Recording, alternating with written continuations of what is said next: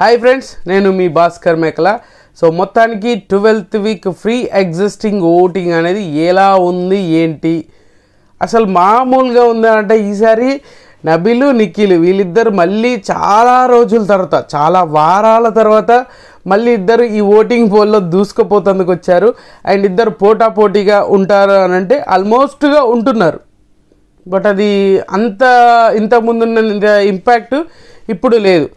But నాకు అర్థం కాదు ఏంటంటే ఈసారి కంప్లీట్గా నామినేషన్స్ ఓన్లీ ఓజీ మీదనే, కంప్లీట్గా ఈ పాత వాళ్ళు స్టార్టింగ్ నుంచి ఎవరైతే ఉన్నారో వాళ్ళ మీదనే కంప్లీట్గా ఎలిమినేషన్ అంటే నామినేషన్ ప్రాసెస్ అనేది జరగడం అనేది నాకు అర్థం కాలేదు. ఎందుకు అంటే మ్యాక్సిమం ఎవరు వచ్చినా ఏ టాపిక్ వచ్చినా మ్యాక్సిమం రీజనబుల్గా పాయింట్స్ చెప్పారు అని అంటే అది గౌతమ్ మీద టార్గెటింగ్ మాత్రం.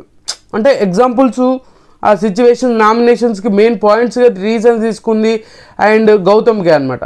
సో గౌతమ్ నామినేషన్ మొత్తం అంతా గౌతమ్ చుట్టే తిరిగినట్టుగా అనిపించింది నాకైతే పర్సనల్లీ.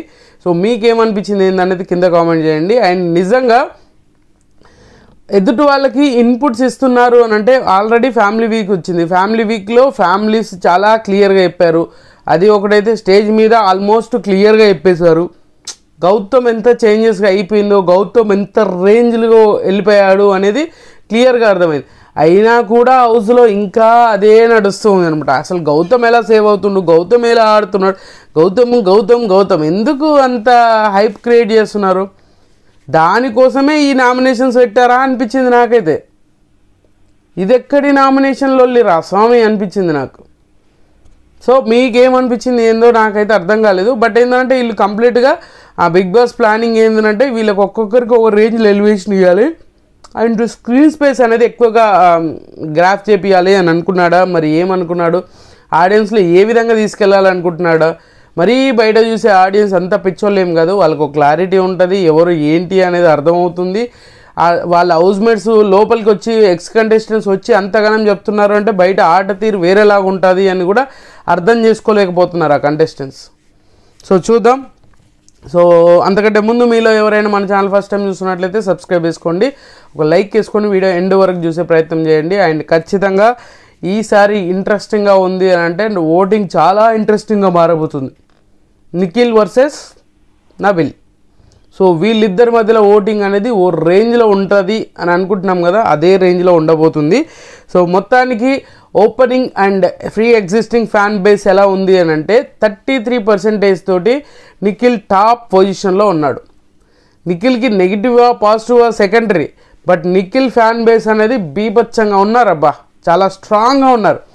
వాళ్ళ కంటెస్టెంట్ని ఏ విధంగా ఎవరు ఎన్ని విధాలుగా బ్యాక్ పిచ్చింగ్ చేసినా నెగిటివ్ చేసినా, బయట ఎంత సిచ్యువేషన్స్ జరిగినా, లోపల ఎన్ని సిచ్యువేషన్స్ జరిగినా, ఏమైపోయినా మొత్తానికి నిఖిల్ని టాప్లో ఉంచాలని వాళ్ళ ఫ్యాన్స్ బీభత్సంగా కోరుకుంటున్నారు అండ్ బీభత్సంగా ఓట్లు వేస్తున్నారు.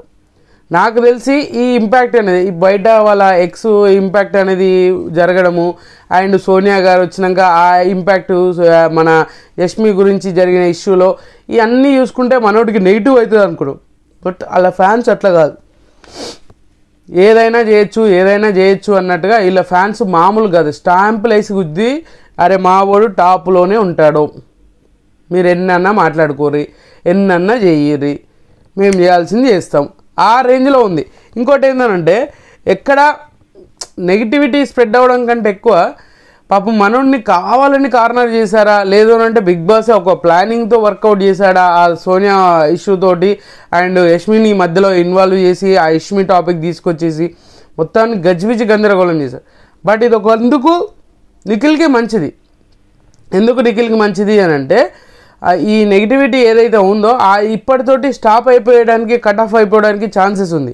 బట్ ఇందులో కూడా ఇంకొక అది ఉంది, ఆల్రెడీ వీళ్ళిద్దరూ లొల్లి పెట్టుకున్నారు. యష్మి అంత డ్రామా చేసింది, అంత క్రియేట్ చేసింది, నిఖిల్ అంత ఎక్స్ప్లెనేషన్లు అన్నీ చేశాడు. అంతా అయిపోయాక కూడా మళ్ళీ కలిసారంట, కాంప్రమైజ్ అయిపోయారంట, అంటే సార్ట్ అవుట్ చేసుకున్నారంట. మీ భాషలో చెప్పాలంటే సార్ట్ అవుట్ చేసుకున్నారనమాట. సో మొత్తానికి టాప్ పొజిషన్ లీడ్ చేస్తుంది మాత్రం నిఖిల్. సో నిఖిల్ 33% తోటి టాప్ పొజిషన్ ఉంటే అండ్ తర్వాత సెకండ్ పొజిషన్లో ఎవరుంటారు? షేర్ నబిల్ ఉన్నాడు. నబిల్కి నిఖిల్కి. అండ్ డిఫరెన్సెస్ ఏంటి అని అంటే చాలా డిఫరెన్సెస్ ఏమీ లేదు. అండ్ చాలా డిఫరెన్సెస్ ఏం లేదంటే తక్కువేం లేదు, 5% డిఫరెన్స్ ఉంది, 5%. సో ఎందుకు అంటే నబిల్కి తగ్గడానికి రీజన్ మెయిన్ ఏంటి అని అంటే నబిల్ ఆట తీరు కానీ, నబిల్ ఏదన్నా కానీ, నబిల్ ఇంతకు ముందుకు నబిల్ వేరు, బిఫోర్ వైల్డ్ కార్డ్ నబిల్ వేరు, ఆఫ్టర్ వైల్డ్ కార్డ్ నబిల్ వేరు అసలు కంప్లీట్గా. అసలు రాను రాను రాను రాను నబిల్కి అసలు విన్నర్ క్వాలిటీసే పోయినాయి. ఎందుకనంటే విన్నర్గా ఉండాలి అనుకున్న వాళ్ళు ఎవరికి భయపడాల్సిన అవసరం లేదు. ఎవరి గురించి బ్యాక్ ఎండ్గా బ్యాక్ బిచ్చింగ్ అంటే బ్యాక్ బిచ్చింగ్ నేను చేయలేదు అని చెప్తున్నాడు, కానీ బ్యాక్ బిచ్చింగ్ కూడా చేస్తున్నాడు చాలా దారుణంగా. అండ్ ప్రేరణ, యష్మి తోటి, అండ్ నిఖిల్ తోటి, అండ్ అవినాష్ తోటి, గౌతమ్ గురించి చాలాసార్లు చేశాడు. సో అది విన్నర్ క్వాలిటీస్ ఉన్న క్యాండిడేట్ అయితే కాదు. ఎందుకంటే ఇంతకు ముందుకు నేనే చెప్పాను ఖచ్చితంగా ఈసారి నబిలే టైటిల్ రేస్లో ఖచ్చితంగా ఉంటాడు అని చెప్పాను. నేను ఇంతకుముందు ప్రీవియస్ కూడా వీడియో చేసి పెట్టినప్పుడు ఆ నబిల్కి టైటిల్ రేస్ నుంచి టైటిల్ దూరం అయిపోయిందనే చెప్పుకోవచ్చు. సో హౌస్ మేట్స్ ఆల్రెడీ 9గా చెప్పినప్పుడు నబిల్కి నువ్వు టాప్ 2లో ఉంటావు, టాప్ 2లో ఉన్నావు అని అనుకున్నాం, కానీ తగ్గిపోతూ ఉన్నావు అని క్లియర్గానే చెప్తుంది. అది పాజిటివ్ వేలో తీసుకోవాల్సిన సిచ్యువేషన్లో దాన్ని ఇంకా ఆర్గ్యుమెంట్ చేసి దాన్ని రచ్చ చేసి, అంటే ఇప్పుడు బయట చిన్న విషయం కూడా పెద్దగా కనిపిస్తుందని అందరికి అర్థమవుతుంది. మరి హౌస్ మేట్స్కి ఎందుకు అర్థం కావట్లేదు? ఆ క్లారిటీ తోటి చెప్పినా కూడా ఎందుకు తీసుకోవట్లేదు? మరి అది ఏ విధంగా అర్థం చేసుకోవాలో తెలియట్లేదు. బట్ మొత్తానికైతే నబిల్కి 28% తోటి అండ్ సెకండ్ పొజిషన్లో ఉన్నాడు. అండ్ నిఖిల్కి నబిల్కి 5% డిఫరెన్సెస్ అయితే ఉంది కాబట్టి. సో మరి చూద్దాం ఏం జరగబోతుంది, ఏం జరుగుతుంది అని. సో తర్వాత వెంటనే వచ్చేసరికి ఇంకెవరు ఉంటారు? ప్రేరణ ఉంది.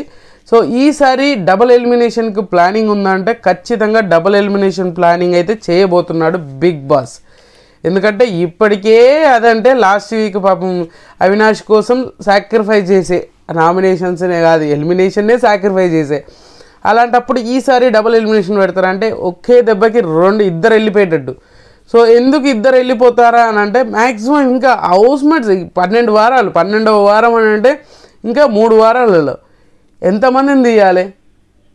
సో అది కొంచెం ఆలోచించి అది కొంచెం రియాక్ట్ అవ్వాల్సిన పరిస్థితిలోకి వచ్చి, ఎందుకంటే ఇప్పుడు 10 మంది ఉన్నారు, ఇప్పుడు డబుల్ ఎలిమినేషన్ చేయాలి. అండ్ తర్వాత ఇంకా 2-3 వారాలు ఉన్నది, 13, 14, 15వ వారం, ఇంకా 3 వారాలు ఉంది. సో ఈ వీక్ డబుల్ ఎలిమినేషన్ చేసి తర్వాత ముగ్గురిని లేపాలి. సో అలాంటప్పుడు టాప్ 5 కన్ఫర్మేషన్ వస్తుంది. అండ్ అదే చెప్తున్నాను, ఈసారి డబుల్ ఎలిమినేషన్ ఛాన్సెస్ ఉంది. అండ్ ఇంకొకటి ఏంటంటే ఇవన్నీ సినారియో చూస్తుంటే ఖచ్చితంగా నిఖిల్ని విన్నర్ని చేసేలాగానే అనిపిస్తుంది. బిగ్ బాస్ ఖచ్చితంగా విన్నర్ని చేసేలాగానే అనిపిస్తుంది. ఆ ఓటింగ్ కూడా పడుతుంది, మనోడికి పడట్లేదు అని చెప్పట్లే. సో బట్ అదే అనమాట నాకు అనిపించింది. సో ప్రేరణ ఉంది 17% తోటి మంచి ఓటింగ్ అయితే పడుతుంది ప్రేరణకి. ఆమె ఎంత నెగిటివ్ అయినా ఏమైనా ఒక క్లారిటీతో మెయింటైన్ చేస్తుంది. ఎక్స్ప్లెనేషన్ చేసేటప్పుడు ఒక క్లారిటీ ఉంటుంది. అరే నిజంగా వింటే అరే నిజమే కదా, ప్రేరణనే కరెక్ట్ ఏమో అనే రేంజ్లో కన్వే చేయగలదు. ఆ క్యాపబిలిటీ ఉంది. ఆ క్యూట్నెస్ అనిపిస్తుంది, ఆ చిరాకు అన్నీ చూపించడానికి ట్రై చేస్తుంది. బట్ ఆ వర్డ్స్ యూజ్ చేయడం, ఆ చిరాక్నెస్ చూపించడం అయితే మరి కొంచెం హెవీగానే అనిపిస్తుంది అనమాట. సో 17% తోటి ఈమె 3rd పొజిషన్లో ఉంది. అండ్ తర్వాత పొజిషన్ వచ్చేసరికి పృథ్వీ ఉన్నాడు, పృథ్వీరాజ్ శెట్టి. సో పృథ్వీ ఉన్నాడు 12% ఓటింగ్ తోటి. పాపం ఈయన బేబక్ ఒక్కతే నామినేషన్ చేసింది, ఒక్క నామినేషన్ కూడా రావాల్సి వచ్చింది. మరి ఇంకా వేరే ఆప్షనే లేదు. మరీ 4గురిని తీసుకెళ్ళి 2ని తీయాలంటే అక్కడ అందరూ గట్టి హేమీలే ఉన్నారు.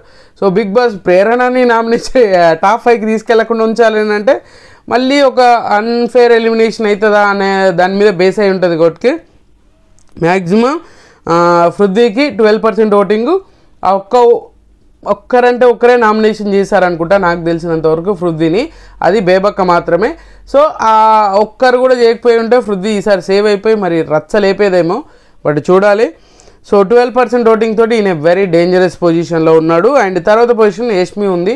నిన్న జరిగిన ఏదైతే ఇష్యూ ఉందో ఆమెకు మామూలు ఎలివేషన్ రాలేదు. ఎందుకంటే చాలామంది ఆడియన్స్ నెగిటివ్ ఎంత తీసుకుంటారో పాజిటివ్ని ఎంత తీసుకుంటారో నెగిటివ్ని కూడా అంతే తీసుకుంటారు. సో ఇప్పుడు నిఖిల్ వర్షన్లో ఆలోచించినప్పుడు అరే వాళ్ళు అని చెప్పేసి వాళ్ళు కైండ్ ఆఫ్ ఉంటారు, అరే యష్మియే కరెక్టు అని వాదించే వాళ్ళు కూడా కైండ్ ఆఫ్ ఉంటారు.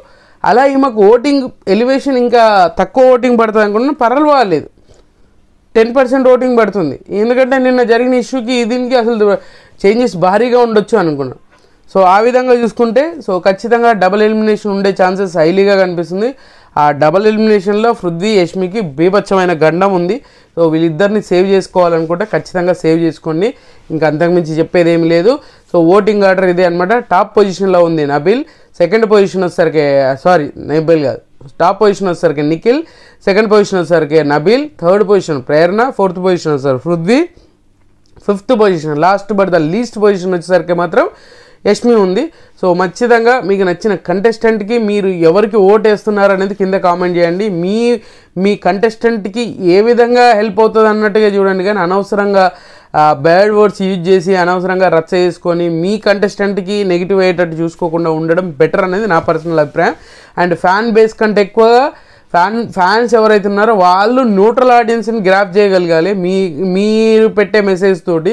అది వదిలేసి మీరు ఉన్న ఈ మాటలన్నీ మాట్లాడి ఉన్న న్యూట్రల్ ఆడియన్స్ని కూడా బిస్కెట్ చేయడం అయితే జరగకూడదు అనేది నాకు పర్సనల్గా అనిపించింది.